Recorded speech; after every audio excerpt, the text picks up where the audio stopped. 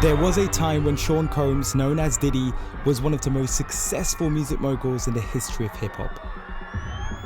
I'm not really more different than you guys. I just keep dreaming, and I work hard.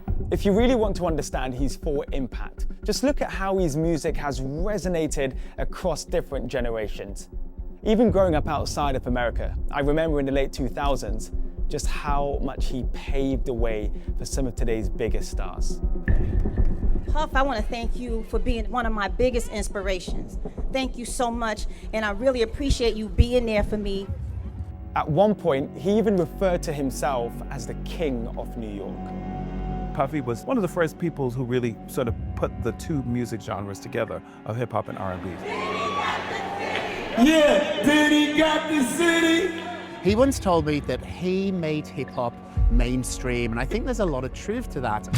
But he went from an influential figure who mingled with the wealthy to a musical pariah. Sean Diddy Combs has been arrested at a New York hotel. This news has sent shockwaves across the music industry. I've been reporting and investigating his spectacular downfall since his arrest. I think the biggest takeaway for the public with this case is the light it sheds on domestic violence. The key to the city. Yeah, I'm coming to the garden. We take you inside his historic trial in New York and hear from those who were involved in his infamous freak-offs. He came in from the neck down, he's nude, but from the neck up, he has on what I believe is called a burqa. This former employee and alleged victim. He penetrated me, and I can remember kind of saying, stop, or what's going on? And his best friend who is still in his corner defending him. That's my brother, and I'm going to support him. Especially his innocence. I'm supporting his innocence forever.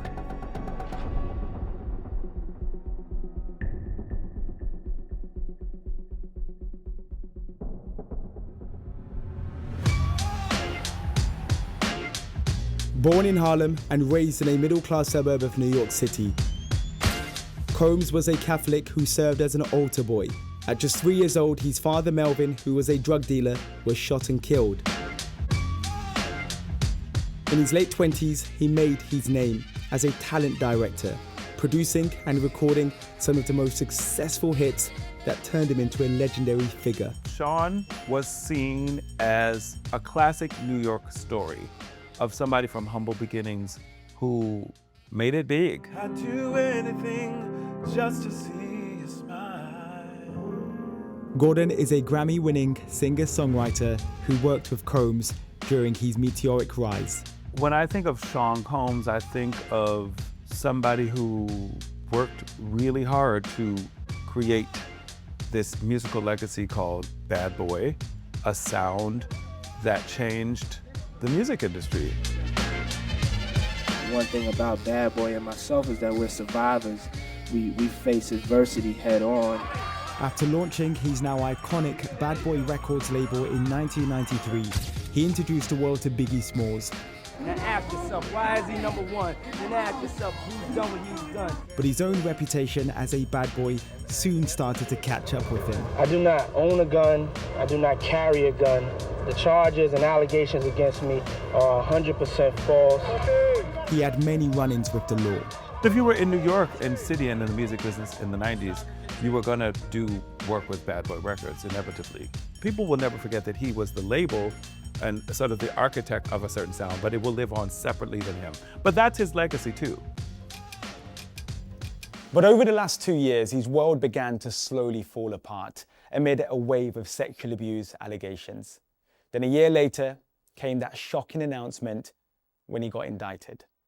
Sean Combs led and participated in a racketeering conspiracy that used the business empire he controlled to carry out criminal activity, including sex trafficking, forced labor, kidnapping, arson, bribery, and the obstruction of justice. Prosecutors specifically built their case around 4 women who accused him of sexual abuse. His former girlfriend, the singer Cassie, alleges she was trafficked and pressured into having drug-fueled sex known as freak-offs with male prostitutes, which she claims Combs orchestrated for her. In public, they're a smiling couple on the red carpet. In private, Cassie is describing a decade of weekly freak-offs in which she is being forced to engage in sex with multiple partners, some of whom are urinating in her mouth. Sometimes the sex is painful, obviously very demeaning, all while Mr. Combs is watching. Sheree is an exotic dancer who testified as a witness for the government. He says he was paid $2,000 to have freak-offs with Cassie. The instructions that was explained to me initially was that me and her was going to sit on one side of the room and on couches, and we were going to put on oil and kind of do mutual massages and create a sexy scene. And the husband was going to come and watch, but I was specifically instructed not to look at him, not to talk to him, not even possibly acknowledge his presence, because that's the fantasy they wanted. So I'm already instructed to not pay any attention to him. So when he actually comes in the room, he's all the way across the room, kind of behind a table, pacing back and forth, and then he wore a disguise. He came in from the neck down, he's nude, but from the neck up, he has on what I believe is called a burqa, but it's similar to what Muslim women wear, where their faces are fully covered, like a veil-like, and you can only see their eyes.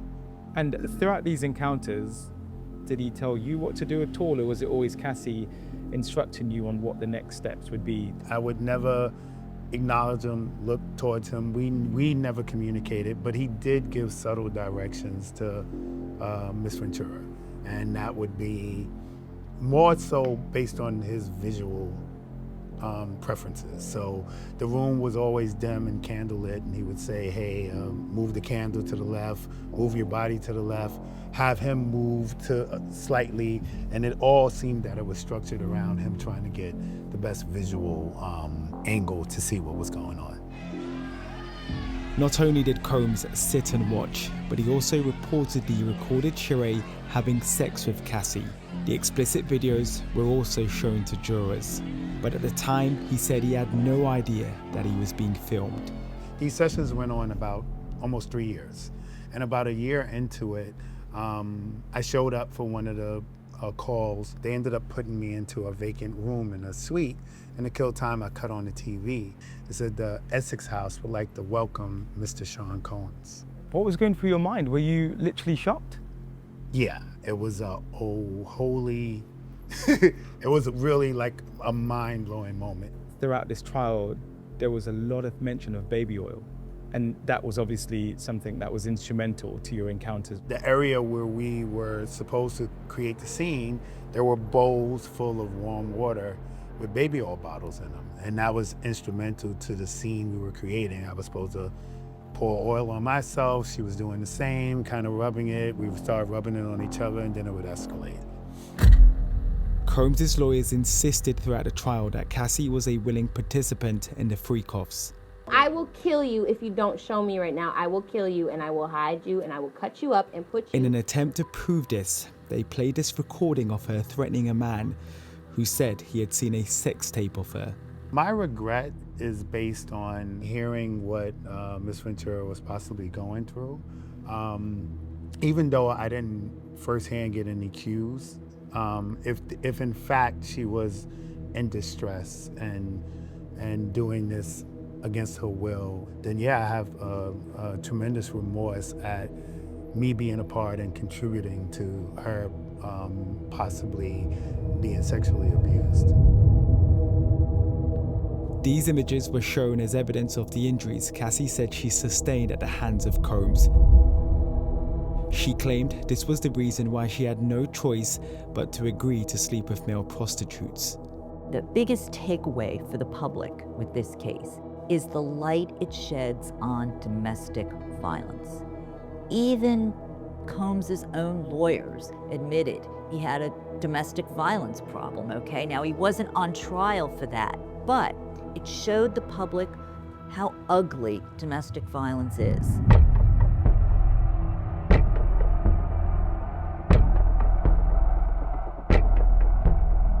That disturbing video became the centerpiece of his trial. I remember in the courtroom the shock on everyone's faces as they watched Combs drag, beat, and kick his then girlfriend in the middle of a hotel hallway.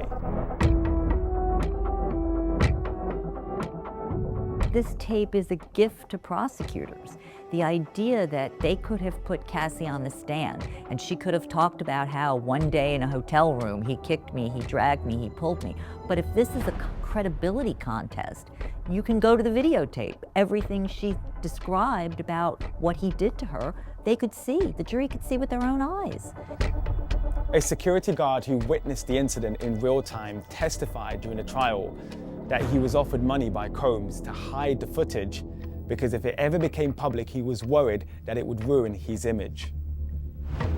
It was definitely something terrible to watch. It was heartfelt. It was definitely a pause moment for me to be like, wow, there's something wrong with him.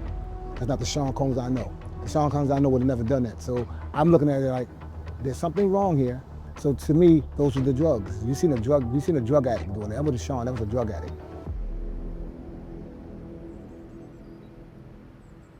I wear this in pride. I don't wear this in a secrecy.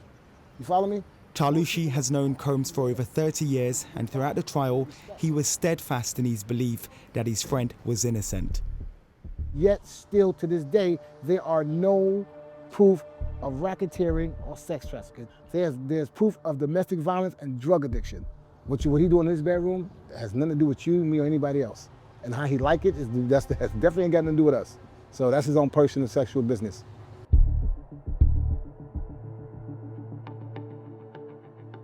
He claims all of Combs' accusers, including the singer Dawn Richard, who said she witnessed her former music mentor physically abusing Cassie, had made up their allegations. The ones that really don't have anything going for themselves are the ones that sitting there talking about, he did this to me. They played texts from Dawn begging him to come back into her life to help her do music. He told her no. Like most rap stars, Combs had a reputation for pursuing and dating powerful women. I think women are beautiful, and if it wasn't for women, there'd be no men. We wouldn't be created, we wouldn't be here, and women are men's backbone. But behind closed doors, the government claimed he ran a criminal empire which kept his many crimes hidden. He's never asked me to do anything like that. I don't think he asked anyone to do anything like that. And if anyone's asked me to do anything that's illegal or at any criminal level, it's a no for me. I saw a lot of guns around Diddy. I never saw Puff with guns, but I knew his security guards carried guns. I was not that knowledgeable of the hip-hop culture. I was aware of the shootings, the scandal that surrounded him with Biggie and Tupac, so I just thought he was a very well-protected guy. Rob was his publicist during the height of his fame. When I worked with Puff, I was very aware that things were different. And it's a real debate, a conversation I've had with myself. Did I not see anything? Or did I not want to see anything?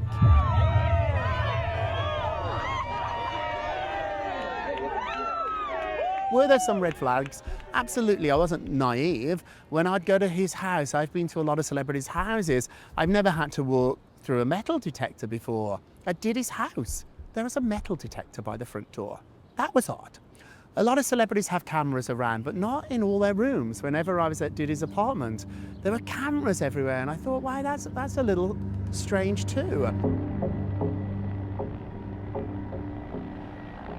When investigators raided his mansions in Miami and Los Angeles, they found pistols, rifles, and a stockpile of baby oil.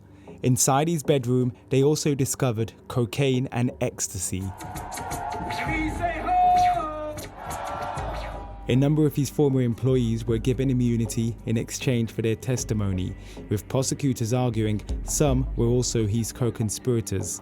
It was key for the prosecution to get members of his inner circle on the witness stand to show that the public image of Sean Combs was nothing like who the private guy was. And who better to know that than the people who were around him every single day.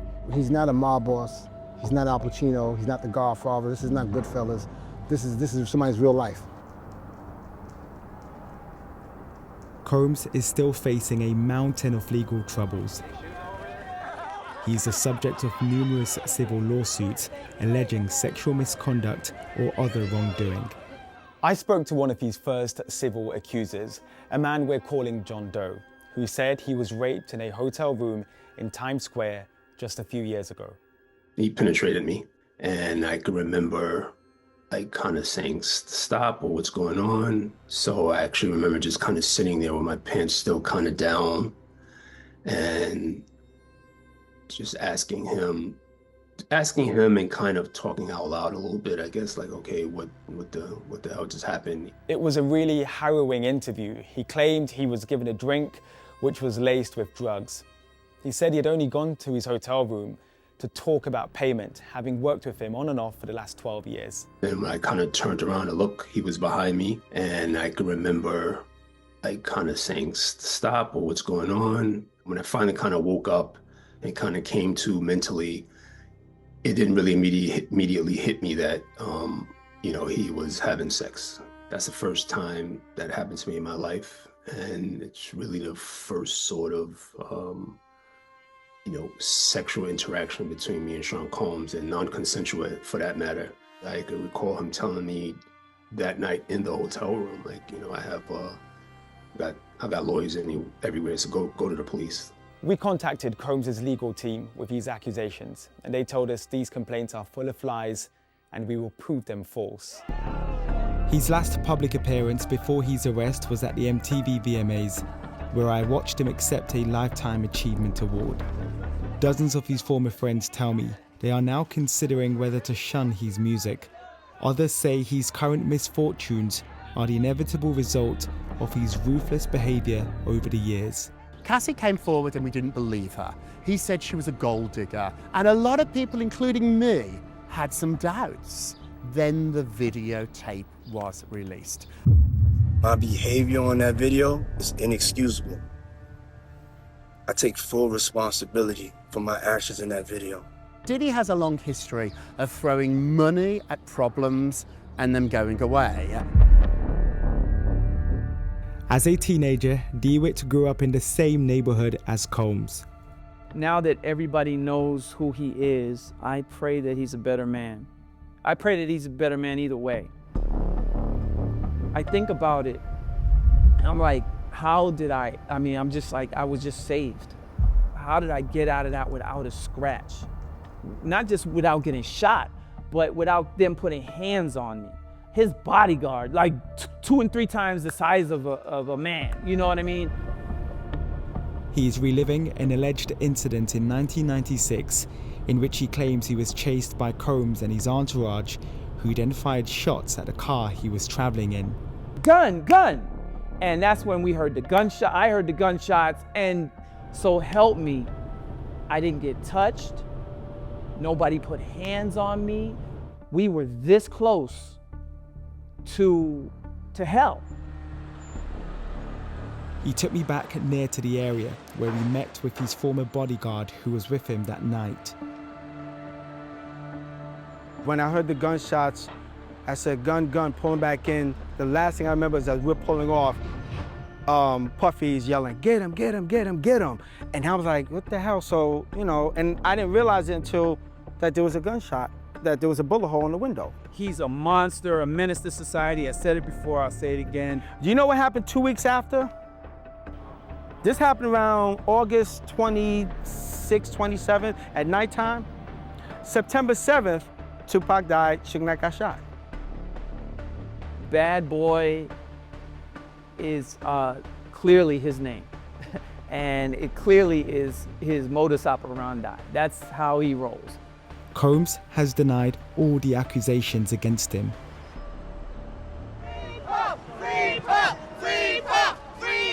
After more than 13 hours of deliberation, jurors found him not guilty of sex trafficking and racketeering, but he was convicted on 2 lesser charges of transporting people, including Cassie and sex workers, to engage in prostitution. Government is who you blame if you feel that these victims didn't get justice. All of us were crying. It was a great moment. All his lawyers, everybody was crying. It was a great moment. This verdict is absolutely let down so many women that were depending on us to put this man away, to give them the beacon of hope, the strength to walk out of their own relationships. In the end, he decided not to testify at his own trial, so we never got the chance to hear his side of the story.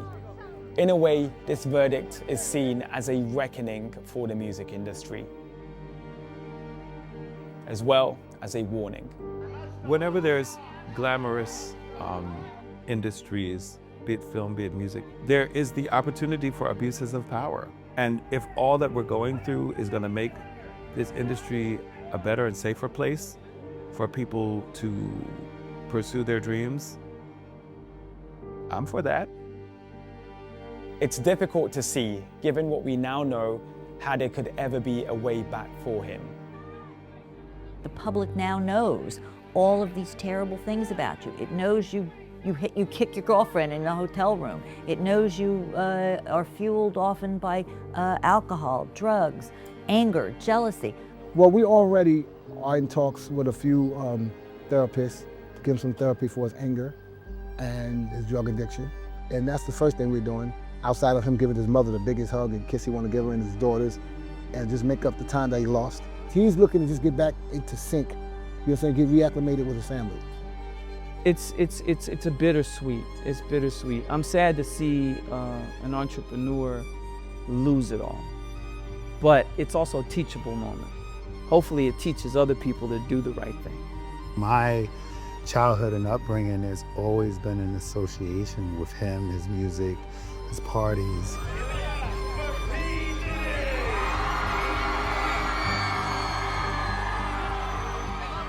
It was a part of the culture, so then to be in that situation, being hired and having that type of interaction, it was just, you know, it was pretty much unbelievable, you know.